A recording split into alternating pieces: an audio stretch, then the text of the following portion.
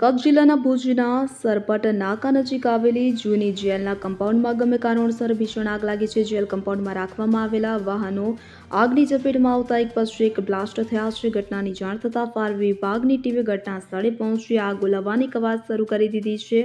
આ ઘટનાનો વિડીયો પણ સામે આવ્યો છે, જેમાં આ વિસ્તારમાં દૂર દૂર સુધી ધુમાડાના ગોટે ગોટા જોવા મળી રહ્યા છે. નોંધનીય છે કે પોલીસ દ્વારા જપ્ત કરીને રાખવામાં આવેલા વાહનોની ટાંકીમાં પેટ્રોલ ડીઝલ હોવાને કારણે વિસ્ફોટ થયા હતા. આગની ઘટનાની જાણ થતાં અધિકારીઓનો કાફલો ઘટના સ્થળે પહોંચી ગયો હતો અને તપાસનો ધમધમાટ શરૂ કરી દીધો હતો.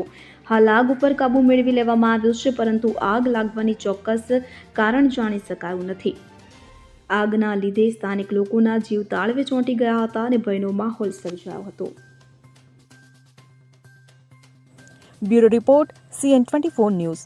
હવે જુઓ દેશ દુનિયાની તમામ ખબરો તમારી આંગળીના ટેરવે. ઉઠાવો મોબાઈલ અને Google Play Store પરથી ડાઉનલોડ કરો અમારી CN24 ન્યૂઝ મોબાઈલ એપ.